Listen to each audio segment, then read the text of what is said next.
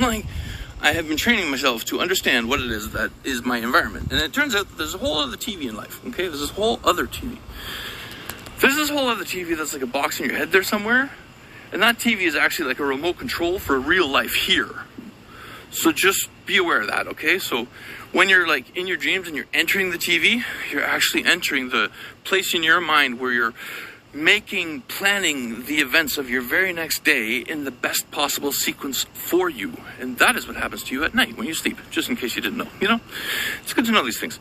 So when you're lying down, you're not actually comatose, unconscious, or dead, otherwise dead. You know, when you think about dying, it's a horrible thought. And then you think, oh, is there an afterlife? I don't know. I mean, literally, you die every night. Literally. Because to die is to accept a download and unpack it so that it becomes an update to the programming. It is the process of change. Totally normal, natural. That is it.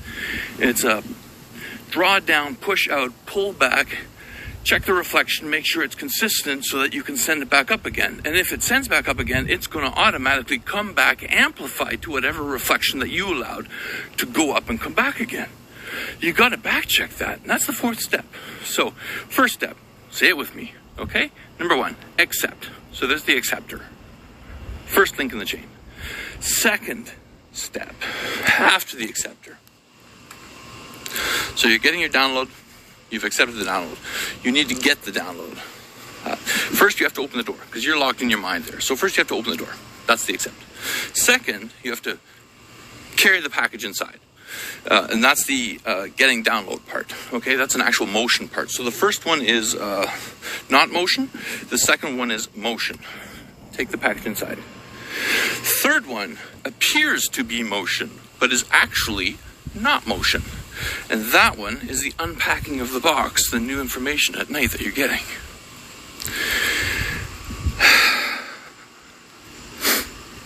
The fourth one sends it out, right? But it's got nowhere to go because it's a box in your head, and the people in your head, they already know that. They're checking their own environment there. So, because that's the whole harmonious thing. You're doing an environment check, a self-echo test. So, in pushing whatever idea out, because it's not physical at all, you're just pushing the idea out against the room that's in your head, which is also just an idea, so it's the same level of mind, so you haven't done anything wrong, and as a matter of fact, quite naturally, it's called learning a new thing. That's what learning is. So you're associating two things, and you're checking, okay, does this cross-match? Anyway, you've unpacked the box that you've gotten from a download that you've received at night from what you believe to be your higher self, because obviously, who else is in control of your body?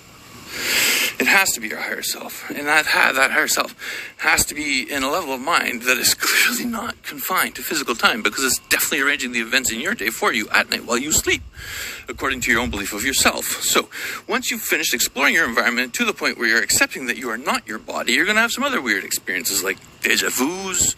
We call them snippets. They're actually removals of chunks of your best intentioned timeline that you no longer even need. So you've not only established the best course for your life, but you've also eliminated a chunk of time to get to where it is you think you're going. So that tells you then that you're actually on the right track, doing the right thing. So when you're getting more deja vus in your life, it's actually another flash to say, hey, good job.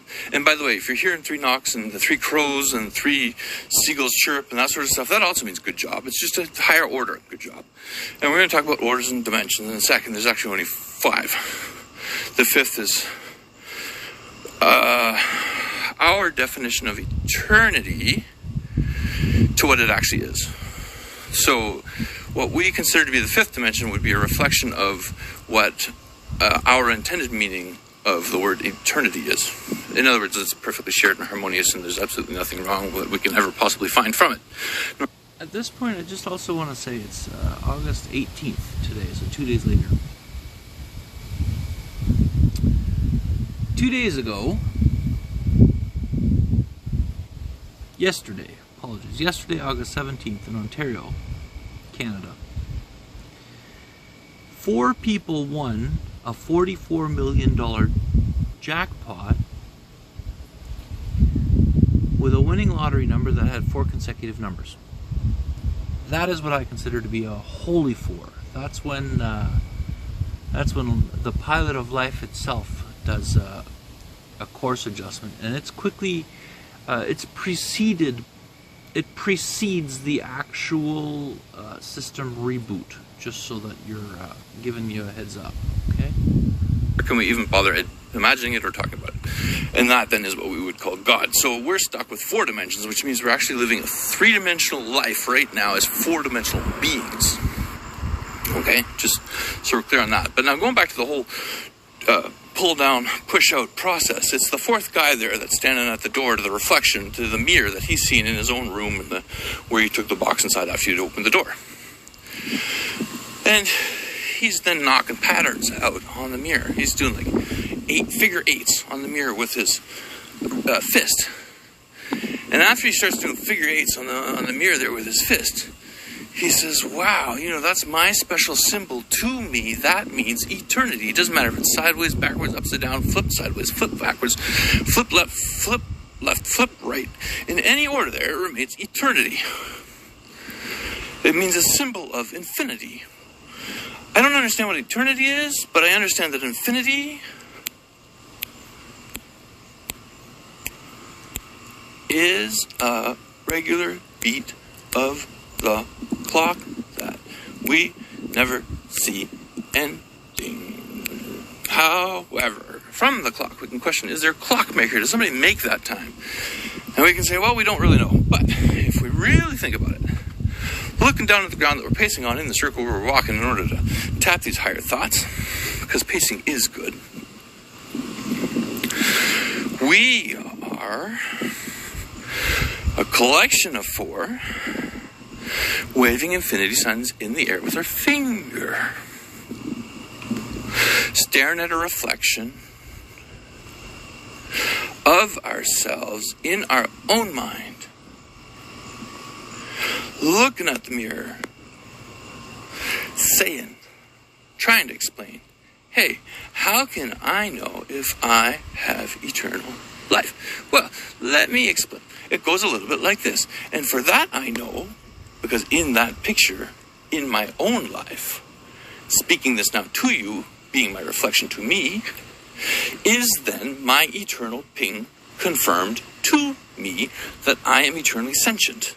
And if I am eternally sentient, and I've already logicked all that stuff out, how it's true for everybody, then I'm eternally sentient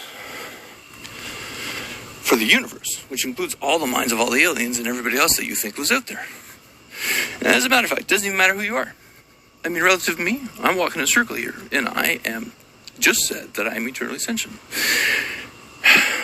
And we can keep thinking that maybe I've lost my mind, or hope that, the smoking of the pot did something weird to me, which, besides having had the belief, the unconscious belief, that smoking pot was illegal,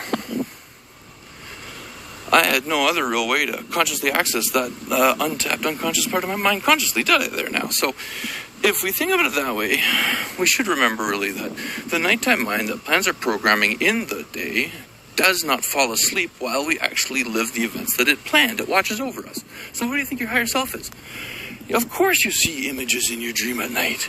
And when you see real strong ones and you feel them emotionally, you should definitely heed them as warnings. So,